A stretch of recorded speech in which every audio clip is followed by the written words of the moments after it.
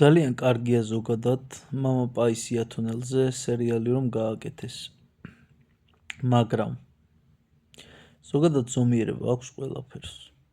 განსაკუთრებით იმას, რომ სერიალის მსახიობი, საიდანაც არის ფოტოები ამოღებული ხოლმე, უდევთ მართლმადიდებლურ გვერდებს და ხალხი ლოცულობს ამ მსახიობის ფოტოებზე და გონიათ პაისი ათონელი.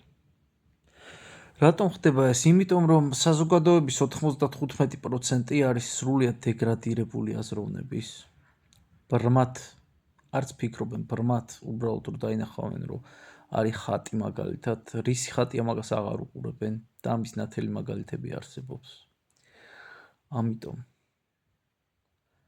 ფანატიზმი არის დამღუპველი. ძალიან გთხოვთ. გავიგეთ, ძალიან კარგი სერიალია, ძალიან კარგია ზოგადად მართლმადიდებლობის და ქრისტიანობის პოპულარიზაცია, მაგრამ ზომიერება უნდა იყოს დაცული ყველაფერში რა. უზომო და უჯერო არაფერი არ ვარგა. ამას გვეუბნება თვითონ უფალი, მე ირაკლი არ ვამბობ ამას, უფალი ამბობს ამას. მოგეთხოვება აგრეთვე მოწიწება წმინდანებთან და რა ეგეთი საქციელები. მოკლედ ადამიანებს ძალიან ერევათ ბოლო დროს რა არის რეალურად ჩვენი მიზეზი აქ მოვლინების. აგრეთვე გვერევა ხოლმე იცით რა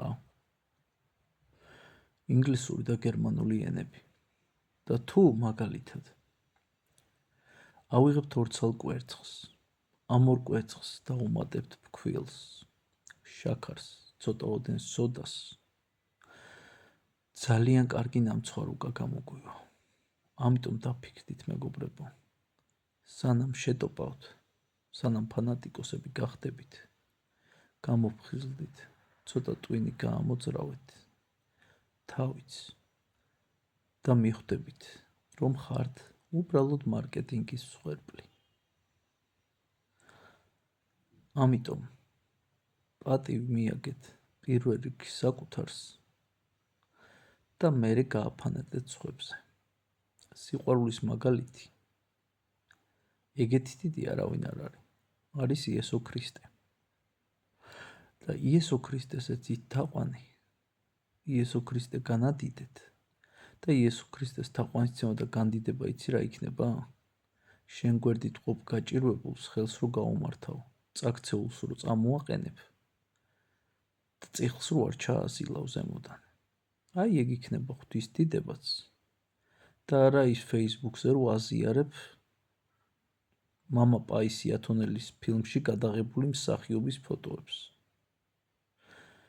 ნუ დაჩლუნგდით ხალხო, გამოფხიზლდით, სანამ კიდევ არის დრო. 3 წუთი და 33 წამი. აბა ბედნიერად ჩემო კარგებო, კოცნით მიყვარხართ და გეხუტებით.